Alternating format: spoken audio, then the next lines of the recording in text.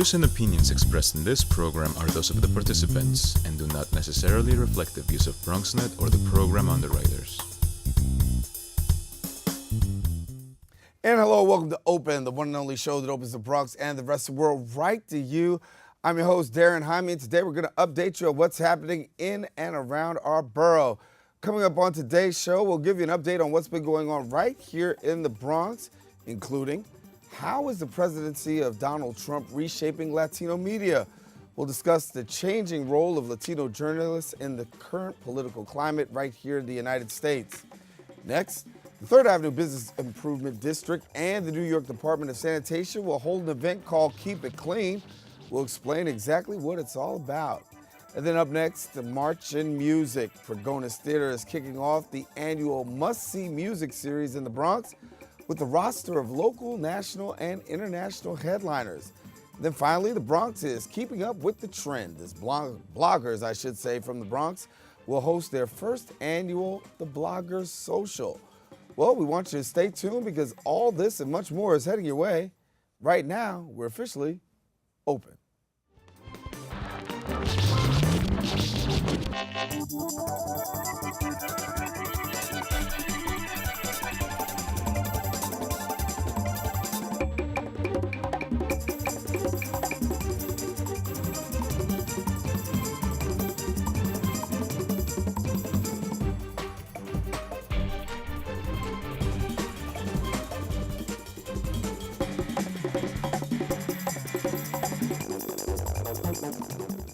And hello, everyone. I'm your host, Daren Jaime, and today is Wednesday, February 28th. Of course, you're watching Open, a live program that brings the Bronx and New York City straight to your TV set. Now, we want to encourage you to stay connected to us. And how do you do that? Well, you can find out more about us on Twitter at BronxNet TV and Facebook at Open BronxNet Television. Well, a lot's been going on over this past week. We'll tell you more now with our Bronx Updates.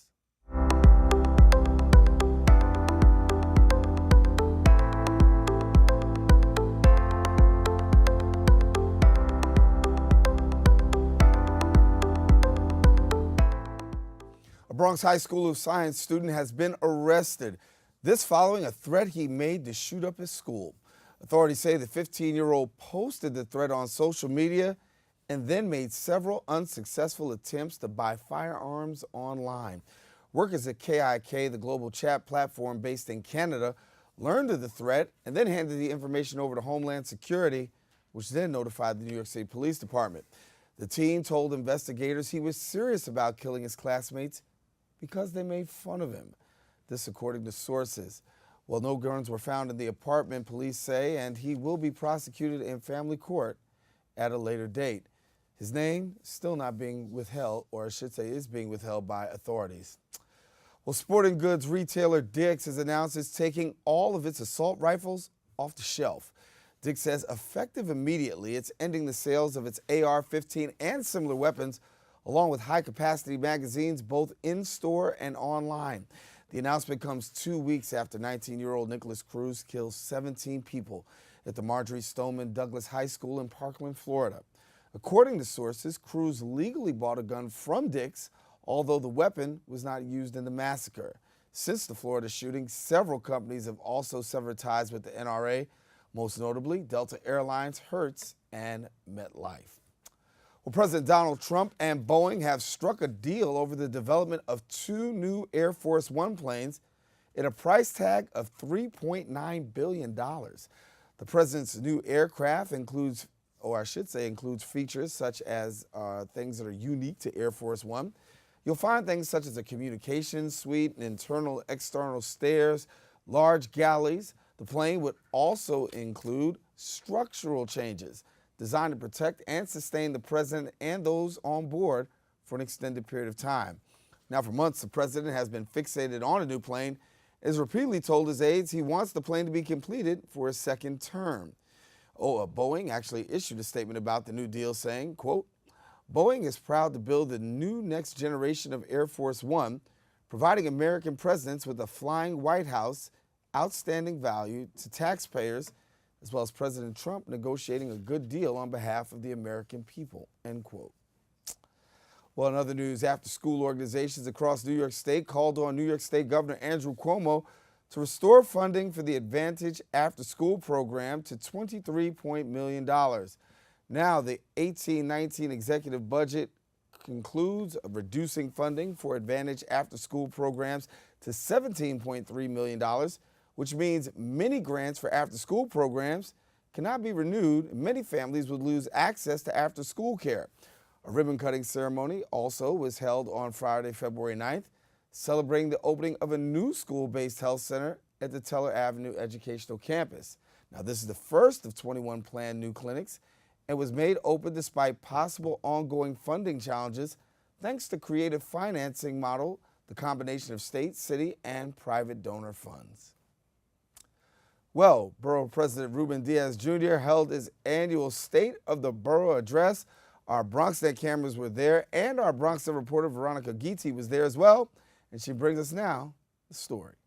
We're here at the Bronx High School of Science, where Bronx President Ruben Diaz Jr. will be delivering his 9th State of the Borough address since taking office in 2009. The borough president began his speech with the accomplishments his administration has made in regards to education, cutting the unemployment rate to 5.5%, the decrease of crime with less than 100 homicides in the past 5 years, and the redevelopment and safety of our parks. Look how different things are in this borough today than just a decade ago. We have set the bar for the entire nation on a transformative urban renewal and redevelopment. We are the new standard for revitalization. Because of that, the Bronx is rising. Yet with the good, there are still present challenges that Diaz addressed, such as homelessness, the opioid crisis, and public schools still not meeting students' needs. Although the Bronx has an increase in students graduating and less dropouts, reading and math scores are still low, while kids struggle to learn in overcrowded classrooms. The DOE should work towards capping all middle school classes at 22 students.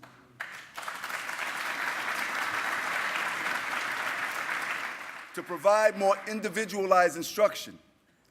New York City must also offer more high school subjects with class caps that promote discussion and collaborative learning.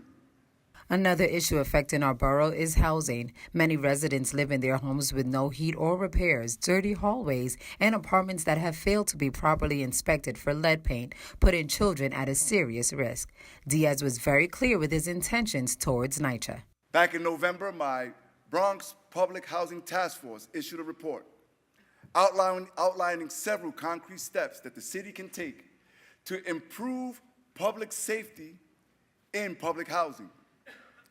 I have also called for state oversight of NYCHA, given the city's inadequate response to the issue of lead testing. A state-appointed monitor is the only credible way to improve NYCHA. So we are turning up the heat on NYCHA to act as a responsible landlord. And if they refuse to do so, then I call on the governor to do it for them. Diaz also had a message for Washington. It is time for our nation's leadership to stop polarizing and speaking untruths and to start leading. We reject any misguided, harmful, and frankly, un-American erosion of our rights.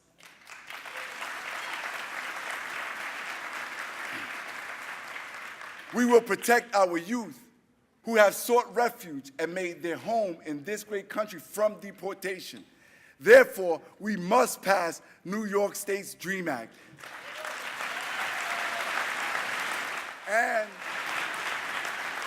And federal DACA legislation as well. We caught up with former borough president Adolfo Carrion, who said that his successor hit all the right points. I think he's correct that the state of the borough is great. It's moving in the right direction. The number of housing units that have been produced, the improvement of neighborhoods, and there's a real spirit, he's right when he says we all did this together. It takes a great effort from a lot of people for the borough president to then stand up there and say, look, folks, things are good. But it really is a collective effort. The collective effort obviously requires a leader, and he's demonstrated that he's a natural leader. He's got a great future. I'm very proud of him. This was a speech that showed when you invest in the Bronx, great things happen here. And also was very bold. You know, it made people in Washington and also in the city to understand that you have to respect us and you have to demonstrate that when we're talking about building a better Bronx, it's not just a phrase, it's a mindset. So this was a speech that really conveyed the strength and the growth of the Bronx, but also to convey that we're not done yet. The state of the Bronx is strong, and we will continue to lead the way for our great city. Thank you, and God bless.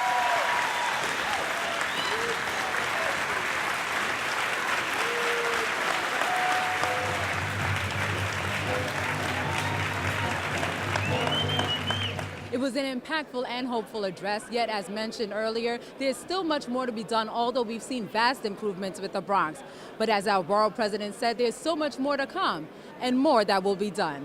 For BronxNet, I'm Veronica Guiti. And thank you, Veronica. Now, if you want to hear the complete State of the Borough Address, stay tuned to BronxNet Television and check your local listings where you can hear the State of the Borough Address in its full entirety. Taking a quick break, we'll be back with more right after this.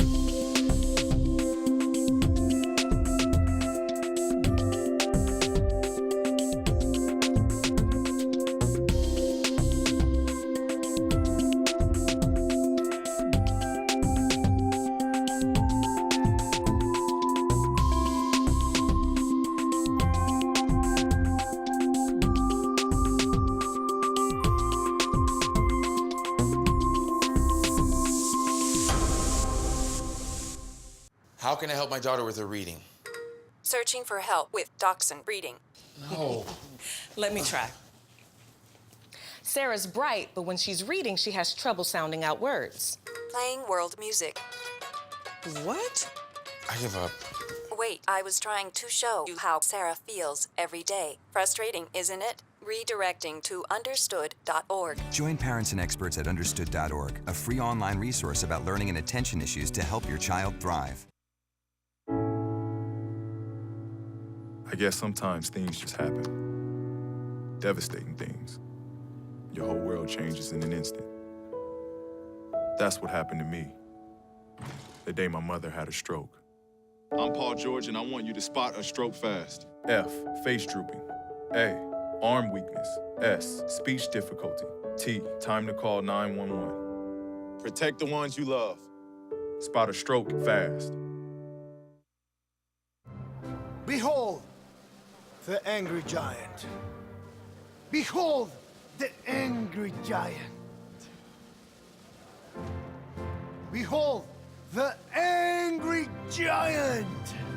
Behold, the angry giant. It only takes a moment to make a moment. Take time to be a dad today. For all the papas out there, let's stop what we're doing and take a moment.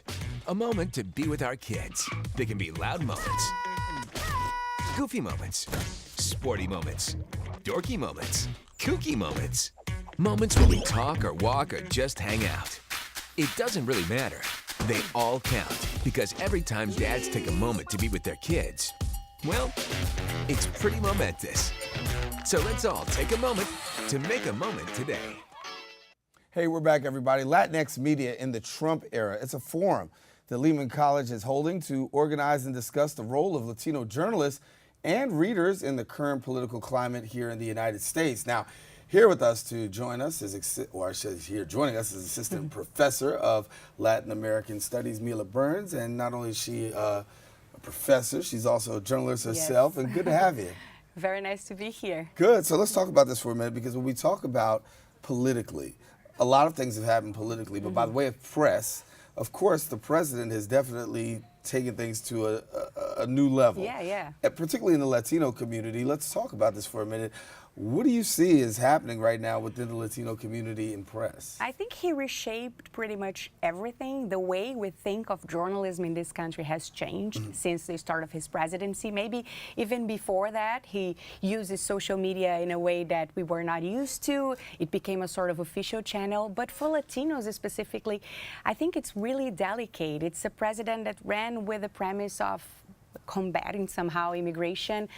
During the campaign, he criticized Mexicans, accused Mexicans in general of being rapists. We also had the S word commentary against Haitians, and this is something that really makes, I think, journalists face a new challenge.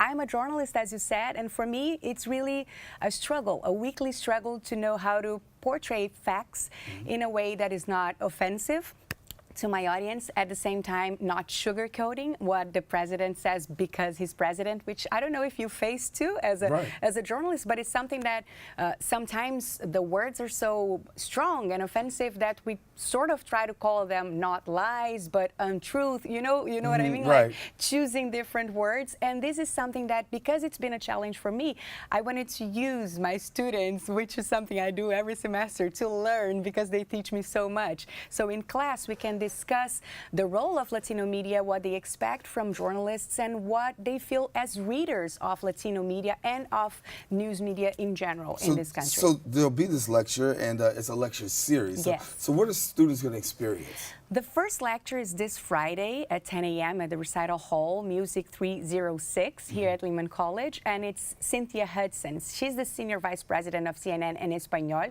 and is the main advisor of CNN, the broadcast channel, for a Hispanic audience. So this is a very high-profile person who's coming to campus to discuss how CNN en Español is facing those new challenges, but also because she's a Cuban-American and a woman who is in a leading role for so long, she's also going to talk about the gender aspect of that, being a woman in leadership during these times. Actually, this is the reason why the series is called Latinx Media. Latinx is a term that activists and academics have been using for a while to suppress the idea of an O or an A, to take it as a gender fluid term and saying welcoming everyone. So Hudson is going to talk about these two things: the challenge of being a journalist during the Trump era and the challenge of being a woman in a leading position in this country now. So give me your challenge right now. What do you consider your challenge? I mean, I think when we talk about one of the challenges that we have in media, I think we get quote unquote trumped by the fact that you go to social media and use that as your press release rather than really going through a press department, or we find out a lot of stuff in weird kinds of ways. What are some of the challenges that Latino journalists face that maybe everyone else in mainstream media is not aware of? Yeah, well, for the mainstream media, as you said, I think the way we approach the news changed and the way we receive news changed. For our Latino media, besides that, which is our challenge as well, I think we have the challenge of using the proper words, picking the news that really matter for us. So, for instance, right now until March 5th, DACA is the main topic for Latinos in this country. But things are happening with Russia, things are happening with Jared Kushner just yesterday, and those things are not directly affecting us, but, well, they are. So, because we are part of this country too. So this is something that is really challenging to really pick the news. And on top of that, I would say that the fake news idea is also really a challenge for us, because, as I said, the class and the lecture is not only for journalists to discuss their role, but for readers and for us as, people who are watching TV and are in the middle of the social media and this massive amount of news, not knowing precisely what to take and which is the correct approach. So news literacy is also something that I think matters a lot today, way more than before. And this is something that I'm trying to address with the event, and the Department of Latin American, Latino, and Puerto Rican Studies at Lehman is really worried about too. So news literacy, I think, would be the top preoccupation now, trying to send the news without saying the wrong message, without making anyone question how reliable it is. Another way we put it is called journalistic integrity. Yes, right? So exactly. Maintaining journalistic integrity, Exactly. try to be objective, those things. What is the message that you give to your students, given the fact of this political climate, given the fact that it's very hard these days almost to be objective? You don't want to call the president a liar, but you have to call the president a liar, given the fact that there's so many things. Yeah, these things come out. How do you spread this message out to your students when you really know what the goal and the foundation is about? We have to be objective and kind of give the president some space, but we can't. Yeah, well, the main message is that I think they should not be living in an echo chamber. And when we are using social media and search engines to look for our news, well, guess what? They're going to give us what we want to hear. So what I'm trying to work with them is also for us to develop together a sort of media diet in which we are also reading whatever we don't believe in. So if you're a Trump supporter, you're not only listening to Fox News or Breitbart or all that, you're also going after what the Washington Post, what the New York Times is saying, what the so-called liberal media is saying too. And if you're against Trump, well, guess what? Maybe you should start to look at what those other outlets are saying about that, because this is a way of not only supporting your arguments, but understanding the other side, and with that, being able to fight it too, using the right words. But on top of that, there's another thing that I wanted my students to take from this event, and that's why we invited so many high-profile people. We are represented. I don't want us to feel underrepresented all the time. Latino media is strong in this country and is getting stronger and stronger under Trump. It doesn't matter. Actually, it makes us stronger somehow. So I think this is an important thing for them to understand how to get to the news that matter and how to get to the news that are talking to them and representing them. And we talked about Cynthia Hudson coming by, but you also have two other speakers who we saw, so talk to us about those. Yes, Ana Teresa Toro is coming in April, and Fabio Tursi is coming in May 2nd, and Ana Teresa Toro April 18th. All at the recital hall too here at Lehman College. Ana Teresa Toro, for those who don't know, is a fabulous writer from Puerto Rico. She contributes to the New York Times and also to El Nuevo Dia in Puerto Rico and to many other outlets. She won a bunch of prizes for her writing. She's a cronista, which is a very typical way of writing from Latin America. So she's a reason for us to be very proud in many different angles. Fabio Tursi is an international correspondent for TV Global, the Brazilian TV here, which is where I also have my TV show, my weekly TV show. And Tursi is going to travel around the United States reporting on Martin Luther King just the weeks before that. So he will come to lecture and talk about this experience and the experience in engaging with so-called minorities, but what really are underrepresented groups in the United States. So Latinos, African Americans, and so on and so forth. So we're looking forward to these multiple series. What do you hope that people will actually take away as we close? Well, I really hope that they feel represented and that they feel that they have a voice in media in the United States as readers, as actors, as journalists, that they are part of this country and that the Latino media is worried about that, is worried about addressing those issues. As you said, with integrity, looking for facts, looking for what matters, but looking for the support of people who are in this country and who love to be in this country and deserve to be here. Well, thank you, Dr. Mila Burns. Thank you so much for being with us. Thank you so much. Pleasure to be here. All righty, so you found out the information about the series. If you have an opportunity, please come and check it out. I want to let you know something. The Polar Bear Plunge is an event. Now, it's intended to bring awareness to homelessness, and so Bronxites gathered to plunge into the frigid waters, reminding people of the hardships many homeless people face in the winter. We bring you now the story. Family, are we ready to make our way to the beach?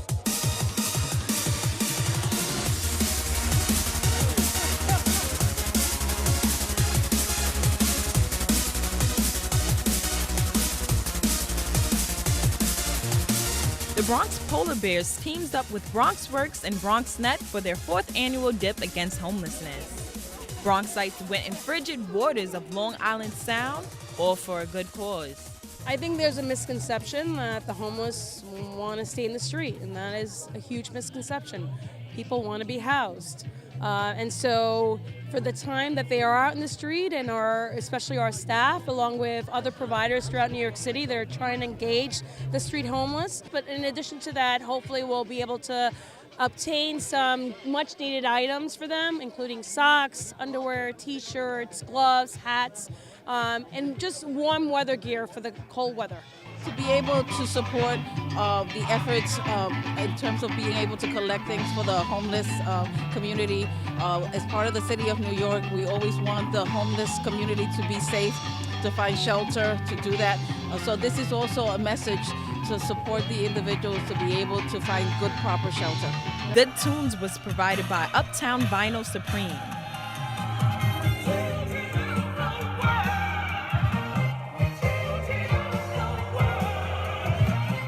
Warm food and hot cocoa was supplied by Havana Cafe to keep the swimmers warm. It's a quick dip. I'm not staying in there. I'm not staying in there. Oh, I love swimming in the cold water. Yeah. Not really. This 5-minute dip is a reminder of the bone-chilling cold our neighbors must deal with every minute of every day in the winter. The goal was to continue to grow and raise more awareness about homelessness.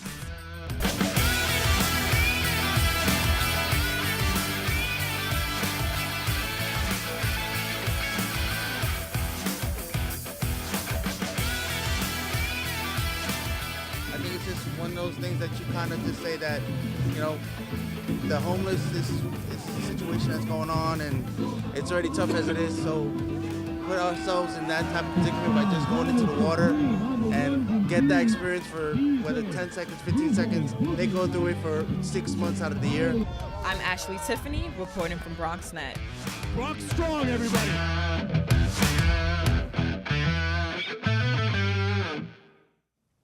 And we stay Bronx strong there. Listen, I want you to know today is actually the International Day for the Polar Bear Plunge. So a big shout out to all those who are taking the Polar Bear Plunge today. Yours truly has another job to do. So unfortunately, I just can't be with you. All right, well, got to take a quick break. We'll be back with more Open right after this.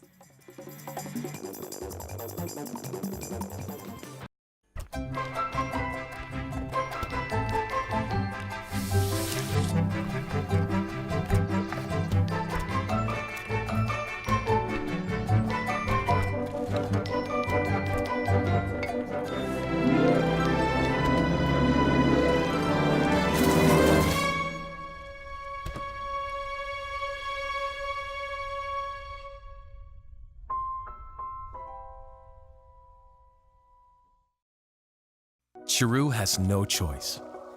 She and millions like her walk miles a day for dirty water. But together, we can end their walk by providing clean water close by. Instead of spending hours walking to get water that makes them sick, girls can be in a classroom and moms will gain back time to care for their families. Sons and daughters can grow up strong, finally free of sicknesses. It's true. When you just add water, you change a life. Learn more at worldvision.org.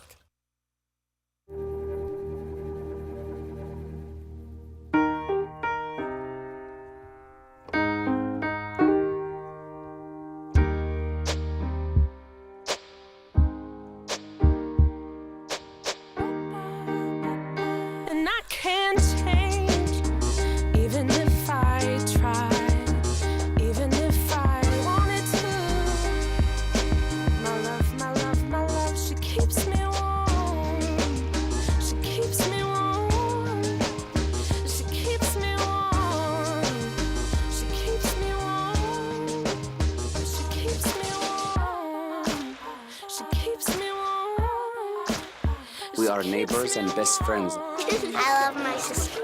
My heart doesn't see race. Love is love. Our family is no less than any other family.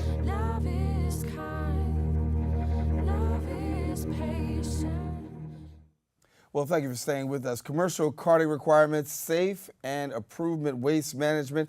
There's some of the topics that are going to be discussed at Keep It Clean. Now, it's an event that's organized by the 3rd Avenue Business Improvement District and the New York City Department of Sanitation. And here now to tell us more about it is Javier Medrano. He is the Senior Associate of Public and Private Partnership for the 3rd Avenue BID, better known as the Business Improvement District. And good to have you. Thank you. Good morning. Thank you for having me here. Hey, glad. So listen, when we talk about 3rd Avenue, everybody travels down 3rd Avenue. I mean, it is one of the most frequented places. And talk to us first about the district itself, because it extends pretty wide. Yeah, so the 3rd Avenue Business Improvement District, the BID is the oldest BID in the Bronx. and we service 200,000 people a day. And it's actually the second busiest intersection in New York City, right after Times Square. And a lot of people don't realize it. So it's, I would say, the heart of the Bronx. Is the pumping heart of the Bronx. And so when you talk about keeping this busy intersection, there's a lot that goes on. Yes. And your job, of course, and those in the business community is to keep it safe, to keep it functioning, to keep it flowing. So talk to us about some of the things that you have going on that really people who just walk by will be able to find out more about. So at the BID, we service our business to help them grow, making sure their needs are met. And one of them is sanitation. So right now, one of the workshops that we're having on March 8th at 6 p.m. in our office, which is located in the Bronx co-working space, is how do we work together to keep our streets clean? It's so busy, there's so many foot traffic, there's so much trash. It's how do we help businesses to learn, through sanitation department, they're gonna be providing the workshop of how to keep our streets clean. And fun fact is today we're gonna be replacing our wire baskets with big bellies. And that could also help mitigate the trash in the streets. And during the workshop, it's learning, business will be able to learn if they need a private carter to pick up their trash. So let me explain for people who are watching right now, if you've been down to 3rd Avenue in the 3rd Avenue area, you know the garbage cans that you see are traditionally been these wire baskets. But effective today, breaking news, breaking news, will have different baskets. Yeah, hopefully it will make a difference in the bid. And I think sometimes people think that, oh, what's the difference? One garbage can, another garbage can. But the reality is that a lot of stuff does go between the wires, and it helps keep things more sanitary. Yeah, and with the construction that's going on with the railroad to Comencent Plaza, hopefully it should be done in the next month or so.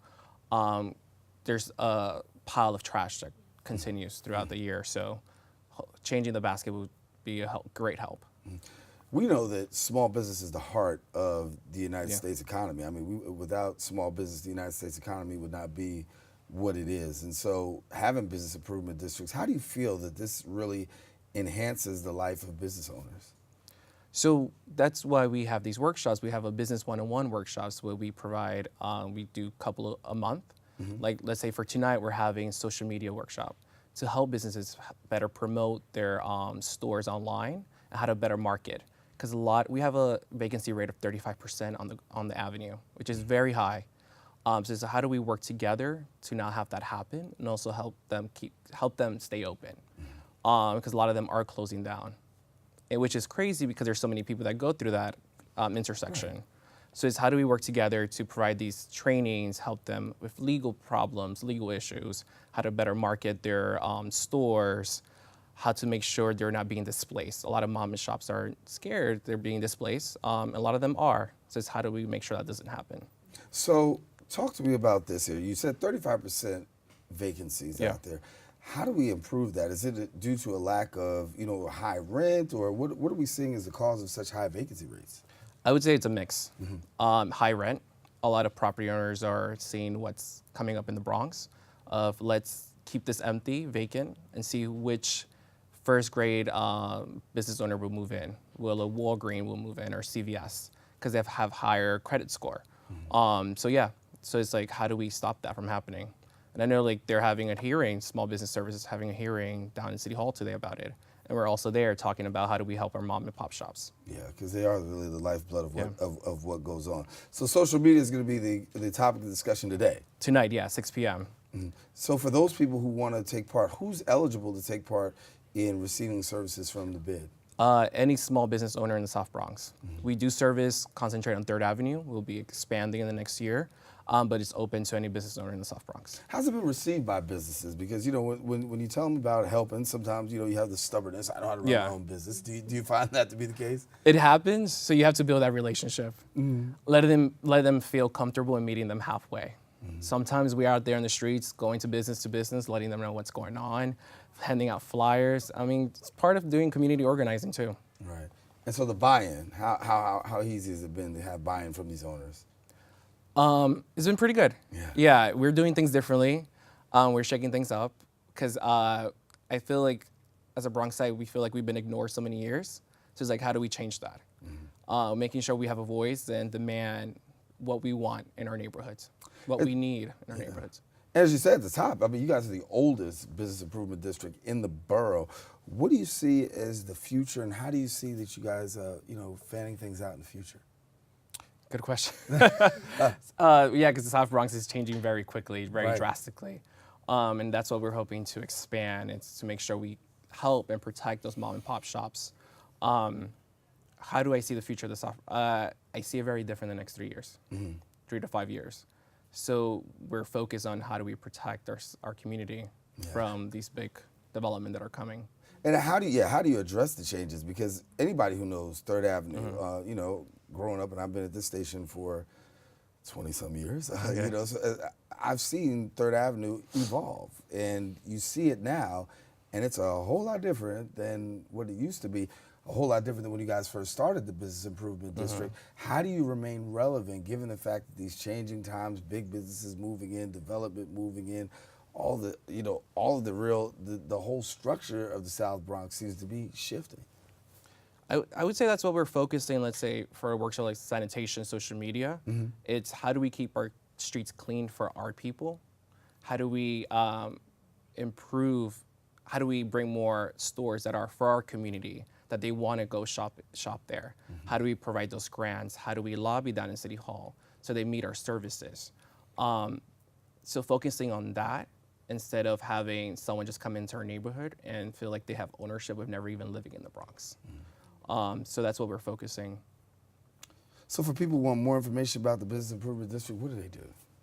What do we do? I know, what do they do if they want to find out more information about your organization? You could visit our website, thirdavenuebid.org, or you can stop by our office at 2825 3rd Avenue, which is located in Bronx co-working space. So today is the social media workshop, and coming up down the block. I mean, down the pike. What else do you have? We have the Sanitation Workshop on March 8th at 6 p.m. Okay, and that's being provided by the Sanitation Department. Okay, so we want to make sure that if you're out there and you're a business owner, take part in Third Avenue Bid. It's the oldest business improvement district that we have in the borough. And for those of you that know, the South Bronx is ever changing.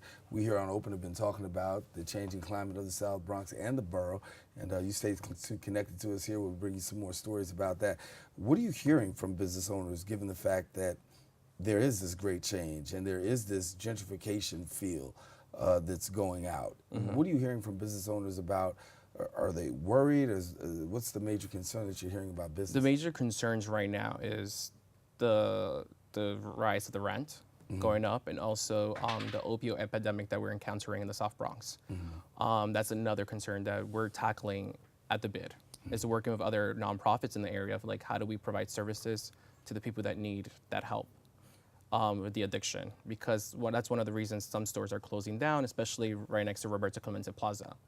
Because of the construction, and there's a lot of drug addiction in that area, so it's scaring people away.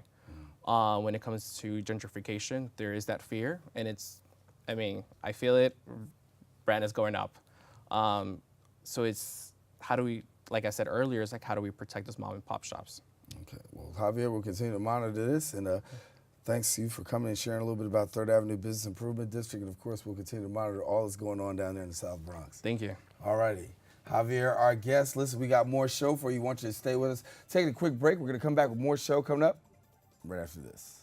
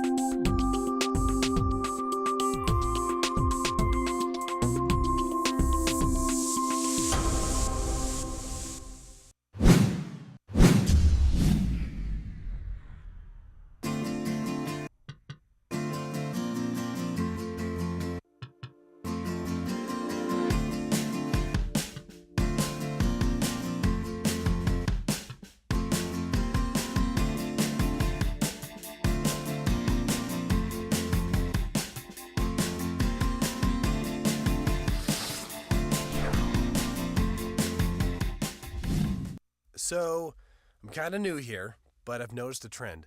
My human does this funny thing where she goes around and gets all my toys, and then she hides them in that basket by the door. But it's always the same basket, and it's always in the same place. And then she acts so surprised when I find them, but, she's putting them in the same basket. Again. It's like, hello? That's where you put it last time. You were the worst at hide and go seek. Every year, the Pregones Theater organizes their annual music festival called Marches Music. And here sharing with us now is Yasser Tejada, band leader of Palotre, to tell us a little bit about this upcoming season and why it is so special this year. Yasser, thank you so much for coming to share with us. Thank you so much. It's a pleasure to be here sharing with you. Good. Yes, So let's talk about this. March is music in the year 2018, and 2018, there's a whole lot of music going on. Yeah, there's a lot of music going on at Pregones Theater, and I feel happy to be part of it with my group Palotre. It started this Saturday with Arturo Farrell, Latin jazz piano player, amazing, and it goes like all the week and the weekends too. So you guys can go to pregonestheater.org and check the whole program and get tickets there. So this is a little special this year. We talked about the Afro-Dominican diaspora. Yeah. Talk to us about that. Yes, my group is called Palotre, and we are specialized in doing Afro-Dominican music and doing arrangements, showing how the folkloric music of the countryside is done in Dominican Republic, and showing to the people that don't know much about it, how is the Dominican music more than merengue or bachata that you hear like in the bodegas here or the clubs. It's more than that, and it's a little bit deeper, and we try to show to the people and inspire younger generations that live here and live in the DR and live in Latin America, and that they want to know more about their traditions and the culture. Yes. So we got a variety of different events, and it kicks off obviously this Saturday. Talk to us about this Saturday's event.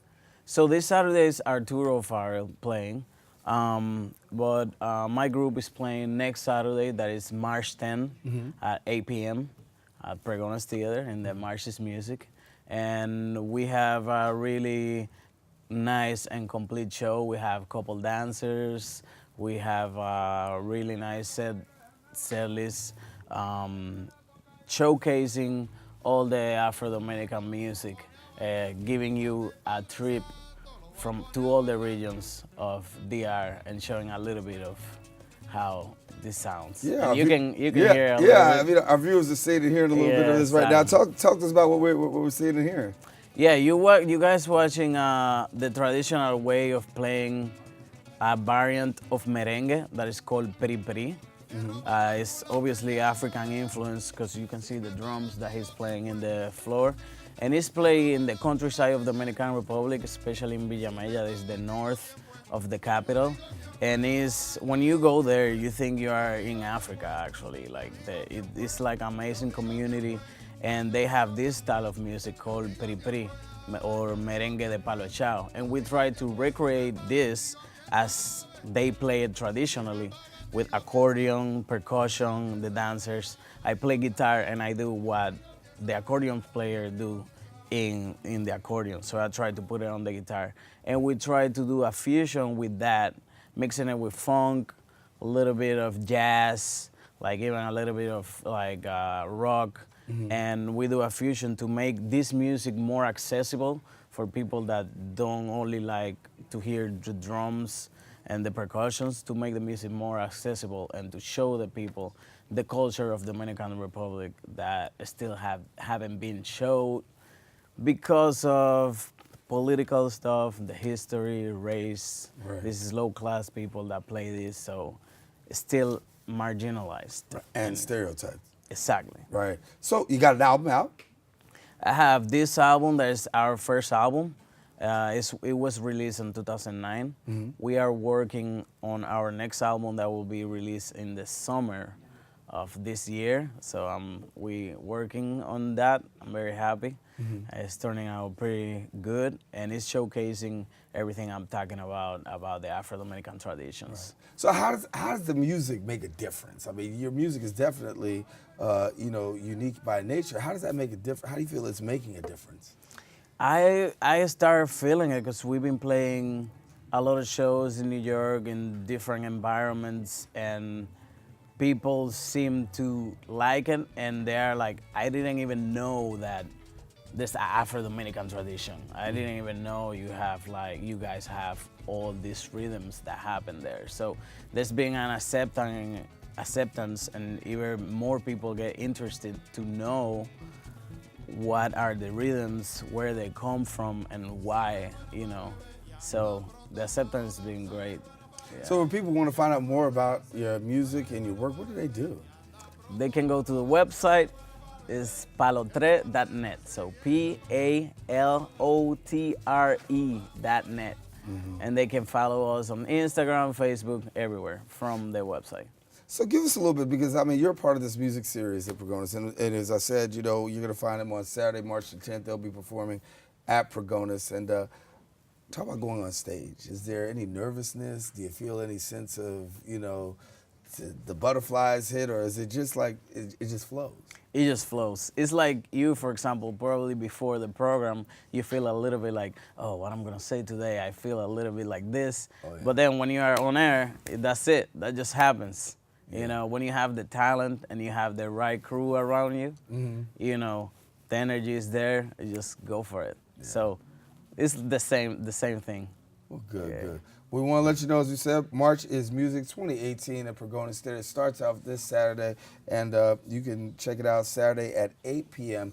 But if we're talking about, say, Yasser, you can see him on Saturday, March the 10th, and Palotre, they'll be out, and guess what? They'll have the Afro-Dominican rock and funk in a special kind of way, inviting you also to take a look if you want to get his album. As he said, it's released in 2009, but it's still good, and a new one coming up soon, right? Yes. There it is. Yes. Thank you so much for coming and sharing. Best wishes. Thank you. And I hope the people come on out and check you out. Yes. All righty. Yasser here with us. Guess what? Got a little bit more show coming up, but before we go to break, I want to tell you this. Some Bronx elected officials gathered to bring awareness, and the awareness was simply about fire safety. Our BronxNet reporter, Arlene Makoko, traveled and brings us the story now. So we believe that with a mechanism such as this one, you put it on the backs, on the stove side, you clamp it on, the knob would stick out here, and then you just cover the knob. The child now cannot turn the knob. It's a small device, but one that could have prevented the city's deadliest blaze in at least 25 years, shared Bronx Borough President Ruben Diaz Jr., standing with New York City Council members Richie Torres and Haim Deutsch outside a 5-story building on Prospect Avenue off 187th Street, where in late December, a fire sparked by a child playing with the stove sent flames throughout the building, tragically taking the lives of 13 people. And it could only be made available to apartments where we have young kids, so landlords don't have to worry about buying it for everyone. But even if they're concerned with the price tag, as I said earlier, we should not put a price tag on lives. Along with requiring owners of buildings with 3 or 4 units to provide and properly install stove safety devices on all stoves and units where a child or children 10 years or younger reside, the legislation sponsored by Diaz Jr. would also require the fire department, in coordination with the Department of Education, to implement a comprehensive plan for educating children and parents about fire safety and prevention. So it's very important to have that plan in place and discuss fire safety prevention with your family, and this would definitely save lives. So we need to bring. And another would require that landlords post notices indicating that those escaping fires should close all doors behind them. Now displaced and continuing to grieve the loss of 5 family members, including her 2- and 7-year-old cousins, was Katie and Blake. It would be amazing if this would prevent someone else from experiencing the tragedy that our family has experienced. It's not enough to mourn tragedy, we have to learn from tragedy and then apply those lessons learned in the form of laws that will ensure that we're safe in the future. It was shared before. This is a fire that could have been prevented. Legislation will be introduced today in the City Council, and there's hope that it will pass in a matter of weeks. For BronxNet, this is Arlene Makoko. And thank you, Arlene. We'll take a quick break and we'll be back more open right after this.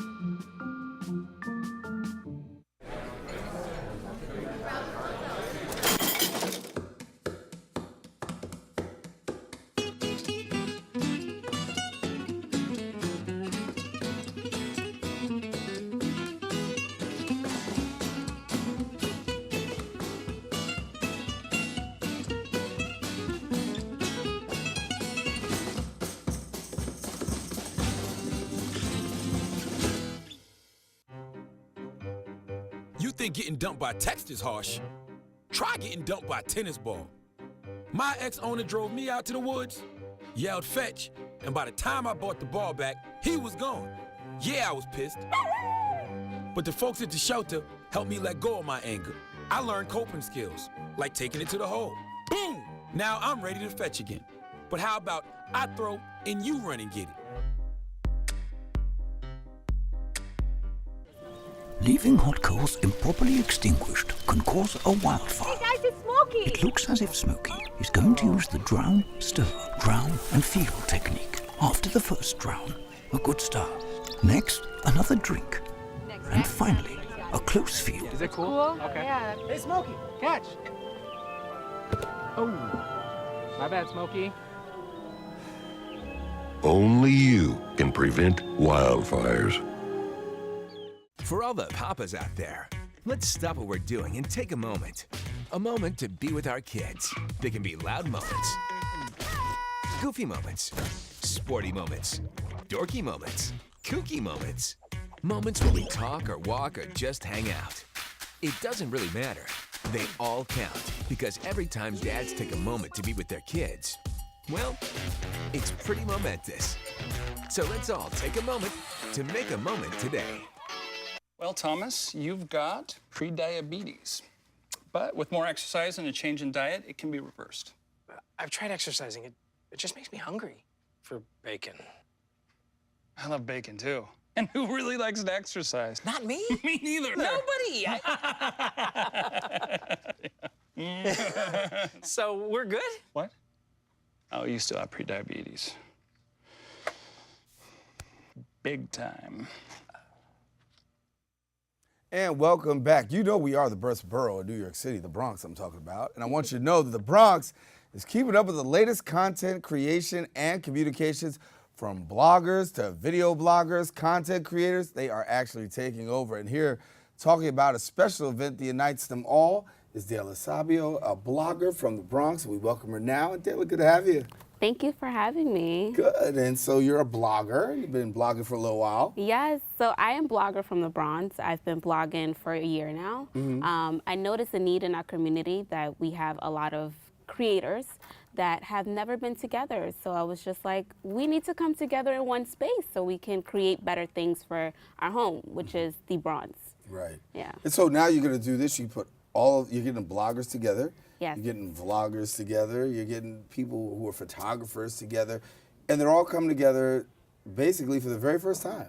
First time ever in the Bronx. We're coming together to create greatness, to share ideas, to bounce off of creativity, and just to network. So it's all going down. And you talked to us about, just the Bronx as a borough. I mean, we've been here for years, and we were talking about how the Bronx has evolved. But yet and still, the Bronx does still have some negative publicity associated with it. How do you feel like the bloggers and the vloggers and the blogger social could actually make a difference? Well, what we do is we we write a lot about our borough. We know, who's new in the neighborhood. We take pictures. We know who's in and out. So we keep the community involved and aware of what's going on. So, and also we in a way we just keep everyone together as a whole. So this event will bring everyone together so that we can create better things for our borough. Right. And you said, how many RSVPs have you gotten so far? We have over 130 already RSVP'd.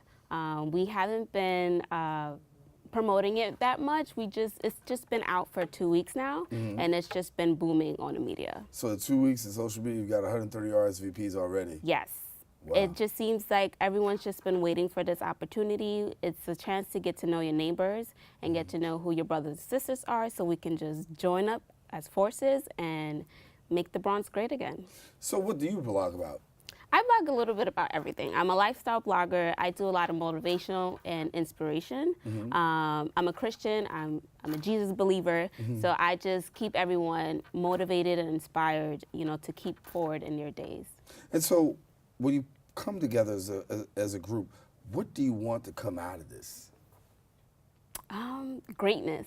I want us to come together so that we can have videos together. We can do shows like this together. We can have all bloggers in one room saying this is what our borough needs. Because when we join together and we stand together as one, no one can come against us. But as of right now, we're all scattered all over the borough. My goal is to bring everyone together in one space and just, birth this idea of what do we do from here? So we're all great. What do we do now? Right. And looking at the borough and looking at the vastness of our borough, I mean, we have a very diverse borough. So getting everybody up under one roof, that's going to be great. Are you surprised by the amount of people that actually have turned out? I am very surprised. I didn't know it would be this big. I started planning this like in November, but it was going to be very small, 25 to 30 people, and then it just got like really big. Yeah. And I partnered up with a couple people. The Bronx Museum is going to be there. I partnered up with Born Juice. And also, I want to give a shout out to the Bronxer, which is Alex Rivera. He actually created the video for this event. So everyone is just coming together, promoting the event. All the top bloggers are like reposting it, inviting people. Even people from outside of the Bronx are also going to be at this event, which is cool because it's like, this is what we do. This is the Bronx. Welcome to our home. And it's amazing. It's going down. So we want to tell people Saturday, March the 3rd, from 4 to 6, you come out to the Bronx Museum of the Arts, and then you can take part in the Blogger Social. Now, is it open to the public? How's it work? It's open to the public. It's free. Everyone can come. Aunt, grandma, anybody who wants to network and socialize with innovators can come. It's from 4 p.m. to 6 p.m. It's going to be awesome. What have you gotten the most out of being a blogger since you've done this now for a little while now? So what do you get out of being a blogger? I meet amazing people, and I meet amazing people that share the love for the Bronx. And I didn't really get that when I was in college. I studied in Long Island and also in London. So when I came to the Bronx, it was like home. And I understood that people here love their home, just like I do. So I didn't know that really. I've never really met people who share so much love for their borough, like here in the Bronx. So that's what I've learned as a blogger. All right. Well, we want to thank you for coming and sharing. Best wishes to your event happening this week. And as we said, Saturday from 4 to 6, you come on out and check Deyla and the crew at the Blogger Social. Thank you so much. Thank you for having me. All righty. Well, listen, unfortunately, that ends Deyla's segment, and that also ends our show. We've come to the end of our show today. I want to thank our guests for joining us, but most of all, I want to thank you, the viewer, for tuning in. Now, if you missed any part of today's show, catch the recablecast at 5 and 10 p.m. on Optimum's Channel 67. Verizon Files, you can check us out on Channel 33 or watch us anytime on the web at BronxNet.org. I'm Daren Jaime saying take care, God bless. Until the next time we meet, stay safe and keep this channel wide open.